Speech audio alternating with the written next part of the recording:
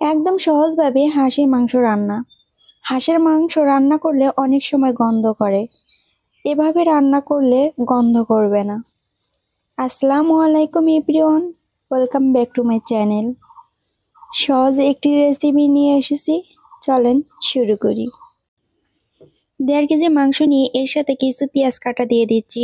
আরও দিয়ে দিচ্ছি 2 টেবিল চামচ মরিচের গুঁড়া, 1 চামচ হলুদের গুঁড়া, 2 চামচ ধনিয়া গুঁড়া, 1.5 চামচ লবণ। আরও দিয়ে দিচ্ছি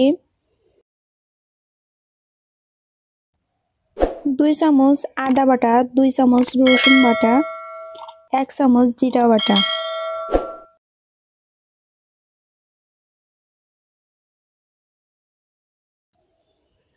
দিয়ে মাংসগুলোর সাথে মাখিয়ে নেব। আর এর ভিতরে তেল দিব না, তেল দিলে মশলাগুলো মাংসের সাথে ভালোভাবে মাখবে না। মশলাগুলো মাংসের সাথে সুন্দরভাবে মাখানোর মাঝে কিন্তু রান্নার টেস্টের গুণগুণটা বাড়বে। আমি সুন্দরভাবে মাংসের সাথে মশলাগুলো মাখিয়ে নিচ্ছি। আপনারাও আগে মশলার সাথে মাংসগুলো মাখিয়ে নেবেন। আমার মাংসগুলো মাখানো হয়ে গেছে, এবার আমি এগুলোকে 10 মিনিটের জন্য রেস্টে রেখে দেব। 10 মিনিট পর ফিরে আমি একটা লেবু কেটে লেবুর রস দিয়ে দেব। আর এই লেবুর রসটা গন্ধ কিছুটা দূর করবে। আর এই গন্ধটা দূর করার জন্য অবশ্যই আমাদের বেশি বেশি মশলা ব্যবহার করতে হবে এই হাঁসের মাংসে। আমি রান্নার জন্য চুলাতে তেল দিয়ে পেঁয়াজ কুচি দিয়ে দিলাম। হালকাভাবে নাড়াচাড়া দিয়ে আমি দিয়ে দিলাম তেজপাতা, সাদা এলাচ, কালো এলাচ, দারুচিনি, লবঙ্গ, গোলমরিচ। বয়াসটা দিলে মাংসটা তাড়াতাড়ি সিদ্ধ হবে। আরও দিয়ে দিচ্ছি জিরা। এবার আমি হালকা নাড়াচাড়া দিয়ে ভেজে নেব। এরপর আমি মাংসগুলো দিয়ে দেব। চুলাতে মাংস দিয়ে দিচ্ছি।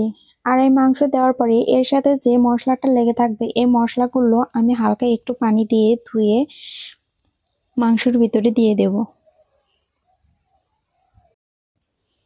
এই মাংসের ভিতরে এক্সট্রা কোনো পানি দিয়ে দেব না, এমনিতেই কিছুক্ষণ রান্না করার পরে পানি চলে আসবে। আমি নাড়াচাড়া দিয়ে উল্টে পাল্টে দিচ্ছি। পেঁয়াজ এবং পরবর্তীতে যে মশলাগুলো দেওয়া হয়েছে এগুলো এই মাংসের সাথে মেশানোর জন্য। একটু নাড়াচাড়া দিয়ে তারপর আমি ঢাকনা দিয়ে ঢেকে কিছুক্ষণ রেখে দেব। কিছুক্ষণ পর ফিরে এসে ঢাকনা তুলে আবারও নাড়াচাড়া দিয়ে নেব।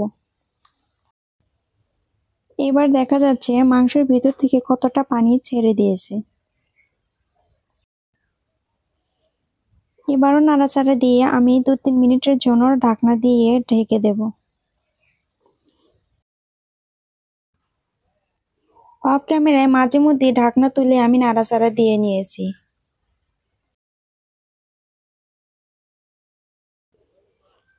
মাংসের ঝোল শুকিয়ে গেছে, মাংসগুলো কষানো হয়ে গেছে। এবার আমি গরম পানির ঝোল দিয়ে দেব এর ভিতরে।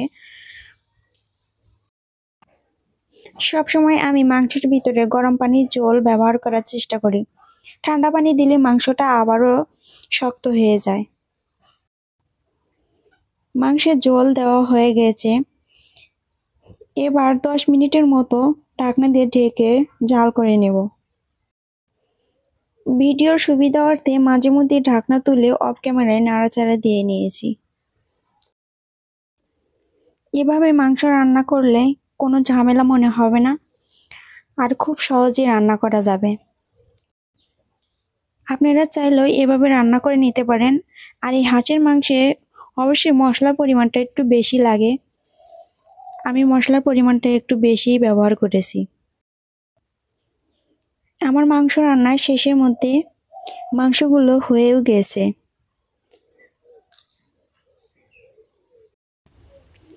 আমার চ্যানেলটি যারা সাবস্ক্রাইব করেন নাই, সাবস্ক্রাইব মাই চ্যানেল। ভিডিওটি ভালো লাগলে অবশ্যই লাইক এবং কমেন্ট করবেন। সুন্দর সুন্দর ভিডিও তৈরির জন্য উৎসাহ করবেন। ভিডিওতে কমেন্ট করলে অবশ্যই কমেন্টের উত্তর দেওয়ার চেষ্টা করব। দেখেন মাংসগুলো কত সুন্দর হয়েছে। আশা করি আমার ভিডিওটি ভালো লাগবে। আর এতক্ষণ ভিডিওর সাথে থাকার জন্য অসংখ্য অসংখ্য ধন্যবাদ।